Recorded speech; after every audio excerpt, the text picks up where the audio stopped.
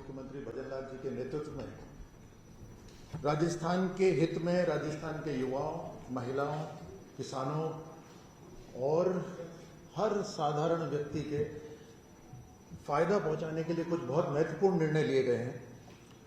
राजस्थान का उज्जवल भविष्य हो, उनके रास्तों को आज अप्रूव करा गया है। एक योजनाबद्ध तरीके से राजस्थान को विकसित राजस्थान बनाने के लिए 2047 तक का विजन डॉक्यूमेंट आज अप्रूव हुआ है। प्रधानमंत्री मोदी जी के विजन को ध्यान में रखते हुए जब राष्ट्र 2047 तक विकसित राष्ट्र बनेगा, उसी की तर्ज पर, उसी राह पर, उसी विजन पर राजस्थान भी माइलस्टोन से पार करते हुए जो लक्ष्य हर साल के हैं, उन लक्ष्यों को प्राप्त करते हुए 2047 तक विकसित राजस्थान बने, उसके लिए एक नक्शा बना है। ये रोड मैप नीति आयोग और विशेषज्ञों के साथ सभी जो विभाग हैं उन सब के विशेषज्ञों के साथ बैठकर ये बनाया गया है। इस विजन डॉक्यूमेंट के अंदर राजस्थान वर्ष 2030 तक $350 बिलियन यानी 30 लाख करोड़ की इकोनॉमी से ऊपर इसकी अर्थव्यवस्था पहुंचे, ऐसा लक्ष्य रखा गया है। और 2047 तक $4.3 ट्रिलियन की इकोनॉमी बनने का लक्ष्य रखा गया है। इस विजन डॉक्यूमेंट के अनुरूप 13 सेक्टर जैसे टूरिज्म हुआ, हॉस्पिटैलिटी हुआ, इंडस्ट्री हुआ, एग्रीकल्चर हुआ, एजुकेशन हुआ, स्किल, ये ऐसे 13 सेक्टर और 45 डिपार्टमेंट्स के इनपुट इसके अंदर लिए गए हैं और उन सब के अंदर इसमें काम होगा। इस डेवलपमेंट का रोड मैप बिल्कुल स्पष्ट है। हर गांव के अंदर शिक्षा, रोजगार और स्वरोजगार के अवसर, हर युवा को ये अवसर मिलेंगे और राष्ट्रीय लेवल पर राजस्थान की पहचान और बढ़े, अंतर्राष्ट्रीय लेवल पर राजस्थान के जो प्रोडक्ट्स हैं वो पहुंचे, इसका निर्णय लिया गया है। दूसरा बड़ा निर्णय है रिन्यूएबल एनर्जी के अंदर 10 प्रस्तावों का अनुमोदन करा गया है। तकरीबन 1280 हेक्टेयर भूमि में 2500 मेगावाट अक्षय ऊर्जा का उत्पादन हो, यह निर्णय लिया गया है। राजस्थान का रेगिस्तान और जो अनउपजाऊ जो जमीन है उसके ऊपर सोलर और विंड के प्रोजेक्ट लगेंगे। हर पेड़ जो कटेगा उसके बदले 5 पेड़ लगाए जाएंगे और जहां जहां ये सोलर प्रोजेक्ट्स आएंगे वहां के विद्यालय, वहां के गांव के अंदर, पानी के अंदर CSR को इस्तेमाल करा जाएगा।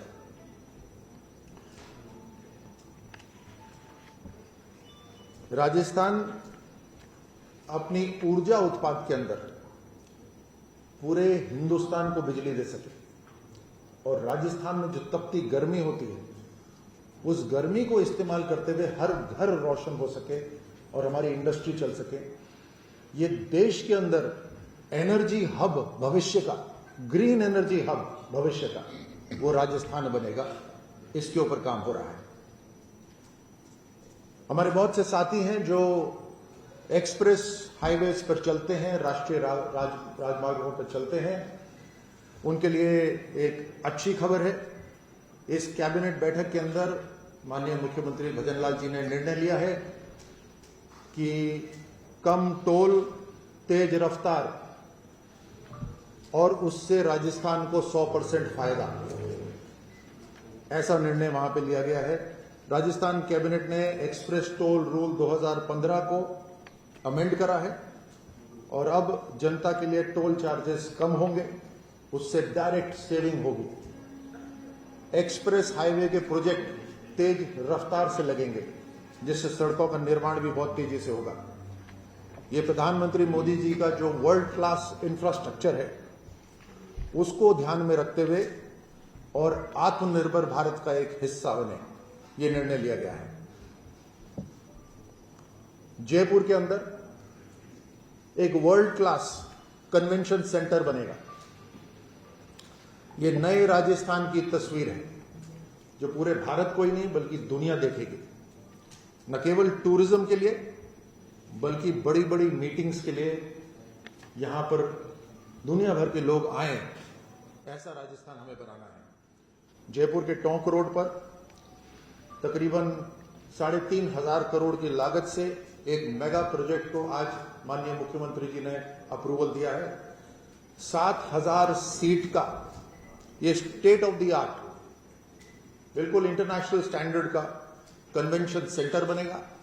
यहां पे 2 होटल होंगे, एक 5 सितारा, एक 4 स्टार। आईटी की टावर्स होंगी, रेजिडेंशियल कॉम्प्लेक्सेस होंगे और इस प्रोजेक्ट को वही कंपनी बनाएगी जिसने दिल्ली का मंडपम बनाया है, जो बिल्कुल इंटरनेशनल स्टैंडर्ड का है। 36 महीने के अंदर यह काम कंप्लीट होगा। हमारी सरकार ने माननीय मुख्यमंत्री जी के नेतृत्व में जो कहा वैसा करा।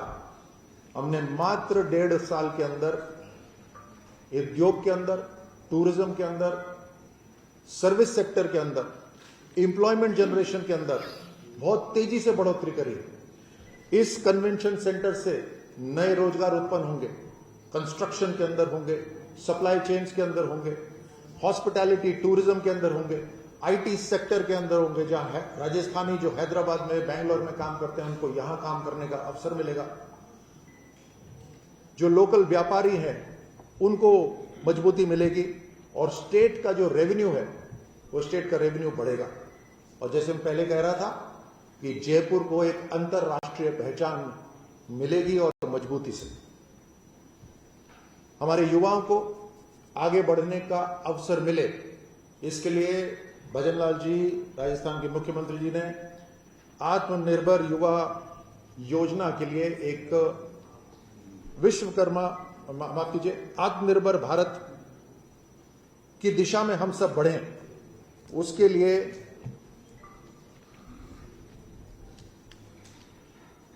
विश्वकर्मा युवा उद्यमी प्रोत्साहन योजना को आज अप्रूवल दिया है। विश्वकर्मा युवा उद्यमी प्रोत्साहन योजना, इस युवा प्रोत्साहन योजना के अंदर हमारे युवाओं को अपना खुद का व्यापार खड़ा करने के लिए लोन मिलेगा, सब्सिडीज मिलेंगी।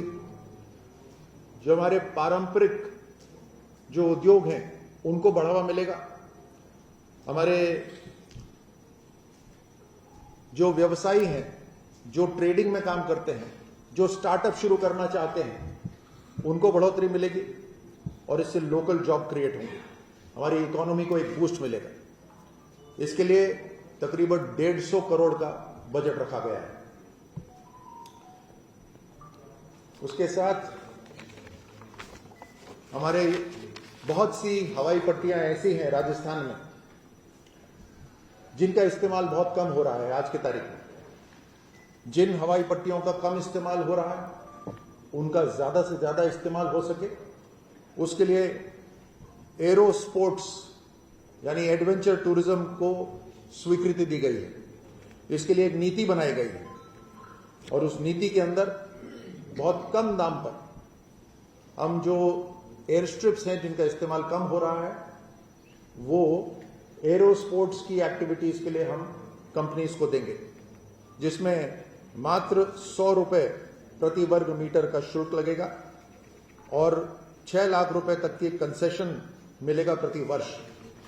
और पहले 5 साल और उसके बाद अगले 10 साल तक उनको रियायती दर पे उनको लोन मिलेंगे। 20 वर्ष, अधिकतम 20 वर्ष तक की ये लीज होगी और 2000 वर्ग मीटर तक की भूमि एडवेंचर टूरिज्म के लिए दी जा सकती है। चाहे रिन्यूएबल एनर्जी हो या ग्लोबल बिजनेस हो, उसमें राजस्थान को अवसर मिल रहा है। एक नया मॉडल बन रहा है राजस्थान के अंदर, जहां हर परिवार, हर गांव के अंदर मजबूती पहुंच रही है। ये एक नया राजस्थान है जो 2047 तक पूर्ण रूप से विकसित राजस्थान बने, उसके लिए हम कदम आगे बढ़ाएंगे। हर साल आकलन होगा, हर विभाग का आकलन होगा और निर्धारित बजट के ऊपर इस लक्ष्य को पूरा करने के लिए, वहां तक पहुंचने के लिए कदम उठाए जाएंगे। इससे आगे मैं चाहूंगा मेरे साथी जोगेराम जी आपको कैबिनेट के ऊपर ब्रीफ करें।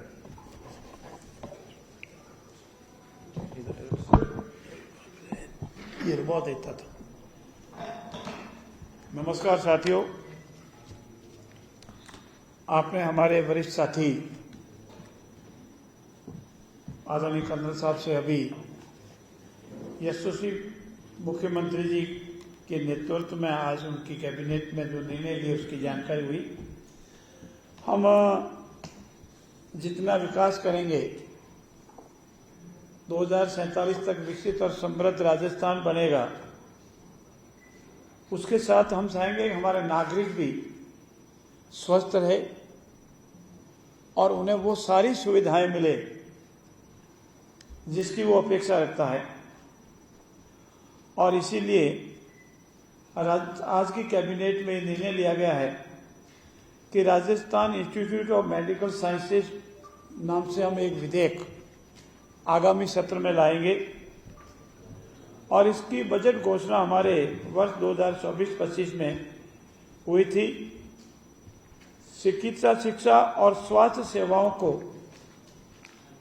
और कैसे सुदृढ़ और बेहतर किया जावे, आम आदमी तक की पहुंच तक किया जावे, इसके लिए हमारे यशस्वी मुख्यमंत्री बहुत ही चिंतित हैं और उन्होंने Rajasthan institute of health sciences जो हमारा RUSS है का विस्तार करते हुए Rajasthan institute of medical sciences RIMS नई दिल्ली की तर्ज पर जयपुर में ऐसा ही इंस्टीट्यूट विकसित करेंगे जो एम्स की तर्ज पर होगा। एक तरह से एम्स की सारी सुविधाएं होगी और इसमें PG स्तर का एकमात्र हमारा ये इंस्टीट्यूट होगा।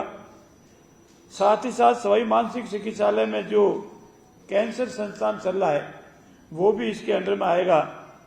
इतना ही नहीं, इस इंस्टीट्यूट में सुपर स्पेशलिटी की स्वास्थ्य सेवाएं आम नागरिक को मिलेगी और हमारा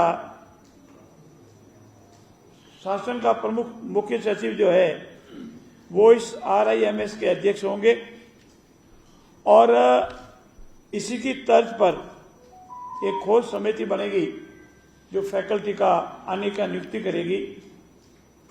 बेस्ट से बेस्ट फैकल्टी हो, स्टाफ हो। राजस्थान स्वास्थ्य विज्ञान विश्वविद्यालय कर्मचारी के रूप में इसका संचालन होगा। इस संस्थान की स्थापना से राजस्थान में मेडिकल साइंसेज में एक क्रांति आएगी। एम्स हमारा जोधपुर में है और राजस्थान में कहीं नहीं है और दूसरा एम्स की तर्ज पर ही जयपुर में ये विकसित होगा। इसके साथ ही साथ आज कैबिनेट में एक सबसे और महत्वपूर्ण निर्णय लिया गया है। हमारे जो नगरीय क्षेत्र है, नगरीय क्षेत्रों में विभिन्न उद्देश्यों के लिए भूमि आवंटन की जाती है। भूमि आवंटन की एक स्पष्ट नीति को लेकर के आज हम कैबिनेट में निर्णय लिया है। सार्वजनिक उद्देश्यों के लिए हो, सामाजिक उद्देश्यों के लिए हो, धार्मिक उद्देश्यों चैरिटेबल ट्रस्टों के लिए हो, निजी निवेशकों के लिए हो, कंपनियों के लिए हो, विभिन्न प्रकार के शैक्षणिक चिकित्सा संस्थान के लिए हो, उद्योगों के लिए हो, व्यापारियों के लिए हो, पर्यटक इकाइयों के लिए हो, इन सब के लिए भूमि आवंटन की आवश्यकता रहती है। भूमि आवंटन में पारदर्शिता हो, निष्पक्षता हो, एक स्थान पर काम हो जावे। इसीलिए ये नगरीय क्षेत्रों में भूमि आवंटन की नीति 2025 आज हमने लाई है और इसमें निवेश करने वाले को अनावश्यक विलंब और खर्चा नहीं लगे और प्रक्रिया हो, सरलता हो, पारदर्शी हो, एक रूप हो और अथॉरिटी किसी भी रूप में दुरुपयोग नहीं करे, इसी का मुख्य उद्देश्य है। इस नीति के तहत विशेष रूप से सामाजिक, सार्वजनिक, धार्मिक, चैरिटेबल संस्थाओं के साथ साथ निजी निवेशकों, कंपनियों, ट्रस्टों, समाचार पत्रों आपके लिए भी। मान्यता प्राप्त राजनीतिक दलों तथा सरकारी विभागों को भूमि आवंटन के प्रावधान किए गए, पहले की नीतियों में नहीं थे। विभिन्न सामाजिक उपयोगी भूमि आवंटन आरक्षित दर की एलडीसी जिसको बोलते हैं डीएलसी रेट से 40% दर पर किया जाएगा। रिको एंड आवासन मंडल भी इस आवंटन भूमि के संबंध में अपनी निर्धारित दर करेंगे। राजकीय विभागों भी निःशुल्क भूमि मिलेगी। जैसा अभी हमारे वरिष्ठ साथी ने बताया, पर्यटक राजस्थान के लिए सभी उपयोगी है और उसको भी बढ़ावा देने के लिए इस नीति में प्रावधान किए गए हैं। साथ ही साथ हमारी जो पूर्व की 2015 की नीति थी उसमें हितायोग्य संशोधन करके इस नीति को प्रभावी बनाया जाएगा। मित्रों, राजस्थान सर्वांगीण रूप से विकास करे, राजस्थान विकसित और समृद्ध बने, इस सब के लिए हम प्रयत्नशील हैं, परंतु उसके लिए जरूरी है कि राजस्थान का जो हमारा जीडीपी बढ़े, हमारा कर्मचारी भी साथ ही साथ खुश हो, सहयोग करे और हम लोग अगर काम करेंगे तो प्रकृति भी साथ देती है। और राजस्थान इस लिहाज से इस वर्ष और पूर्व वर्ष की गत वर्ष की बात ही बेनिफिटेड है, बरसात हुई है। राजस्थान विधानसभा में सुरक्षा सवर जो हमारे सुरक्षा में जो कर्मचारी अधिकारी लगते हैं उनके पदोन्नति से संबंधित कुछ विसंगति थी, इसको ठीक किया गया है। मार्शल के पद पर जो आप कभी देखते हैं मार्शल महोदय, उनको 5 वर्ष सेवा पूर्ण किए जाने के उपरांत वो मार्शल का पदोन्नति मिलती थी। अब 5 वर्ष की सेवा पूर्ण करने के लिए द्वितीय पदोन्नति अतिरिक्त मार्शल का पदोन्नति मिल पाएगी, ये एक संशोधन किया गया है। हमारे राजस्थान विश्वविद्यालय के सेक्रेटेरिएट में सुरक्षा संवर्ग में अतिरिक्त मार्शल के पद के साथ ही साथ 2 वर्ष का अनुभव या 10 वर्ष तक कुल सर्विस को आधार पर भी राजस्थान विधानसभा सेवा भर्ती में मंजूरी दी गई है ताकि उनको प्रमोशन मिल जावे। और साथ ही साथ इस गत वित्तीय वर्ष में 2 वर्ष का अनुभव जिन्हों दी गई है, पहले नियम नहीं था, उसमें शिथिलता प्रदान की गई है ताकि हमारे विधानसभा का जो सेक्रेटेरिएट है वो भी इसी अनुरूप चल सके। मित्रों, हाँ, साथ साथ एक महत्वपूर्ण आज की कैबिनेट में आगामी विधानसभा के सत्र में जो 1 सितंबर 2025 से प्रारंभ हो रहा है उसमें रखे जाने वाले विधेयकों के संबंध में भी चर्चा हुई है। 3 विधेयक जो हमारे प्रवर समिति के सामने विचाराधीन वो तीनों आएंगे, दूसरे विधेयक और भी आएंगे। साथ ही साथ आज में यह भी निर्णय हुआ है हमारे कि आगामी 25 और 26 अगस्त को हमारे जितने भी सांसद है, सांसद प्रत्याशी है, हमारे विधायक है, विधायक प्रत्याशी है और हमारे जिला अध्यक्ष, उनके साथ समन्वय बैठक चलेगी। 3 दिन 2 दिन चलेगी, एक दिन 3 संभाग और एक दिन 4 संभाग, और इस तरह 7 संभागों की बैठक होगी। मित्रों, आजकल सुर्खियों में है, हम आपसे विनम्रता से निवेदन करते हैं, हमारा ये संकल्प है राज्य में 1 स्टेट 1 इलेक्शन। इसमें हम निरंतर कार्रवाई कर रहे हैं, नियमों की, माननीय राजस्थान उच्च न्यायालय के आदेश की, इन सब की पालना करते हुए हम इस पर कार्य कर रहे हैं। पंचायत राज के चुनाव हो, निकायों के चुनाव हो, इनके डिलिमिटेशन को हो या परिसीमन का कार्य भी निरंतर चल रहा है जो अंतिम चरण में है।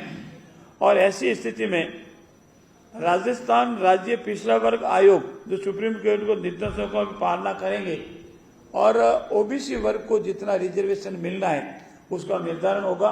उसके उपरांत नियमानुसार यथा समय पूर्ण रूप से पारदर्शिता और नियमानुसार नगर निकाय का, नगर पालिकाओं का, पंचायत राज के सभी तीनों स्तर का चुनाव होंगे। ये मुख्य थे। साथ ही साथ राजस्थान में एक मत्स्य अधिनियम 1953 का बना हुआ था, उसमें कुछ संशोधन किए गए हैं। मछली को अनावश्यक रूप से मारना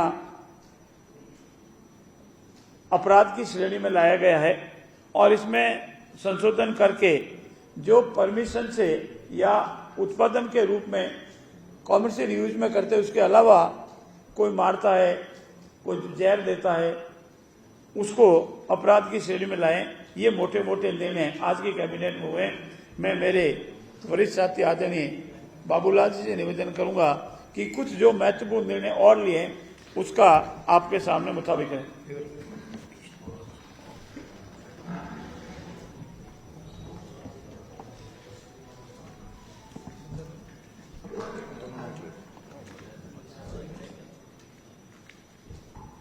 नमस्कार साथियों, आज की कैबिनेट के बैठक का जो निर्णय हुए वो हमारे दो साथियों ने आपके समक्ष रखे। मैं भी आपके सामने जनजाति से जुड़े हुए कुछ निर्णय भी हुए उस संबंध में विषय रखूंगा। धरती आबा जनजाति ग्राम उत्कर्ष अभियान राज्य की सभी 3 डिस्कॉम में धरती आबा जनजातीय ग्राम उत्कर्ष अभियान DAJGUA को RDSS योजना के अंतर्गत क्रियान्वित किया जाएगा। भारत सरकार द्वारा 20 जुलाई 2021 को अधिसूचित पुनरुत्थान वितरण क्षेत्र योजना RDSS के अंतर्गत अक्टूबर 2024 को धरती आबा जनजातीय उत्कृष्ट ग्राम उत्कर्ष अभियान DAJGAU प्रारंभ किया।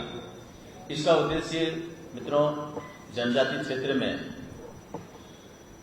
बुनियादी ढांचा, स्वास्थ्य, शिक्षा और आजीविका उस अंतराल को दूर करना है, क्योंकि बहुत अंतराल है जनजाति क्षेत्र में, आज भी बहुत आवश्यकता है, जो होने चाहिए उतने काम नहीं है, उसको दूर करना और सामाजिक और आर्थिक स्थिति को सुधार करना है।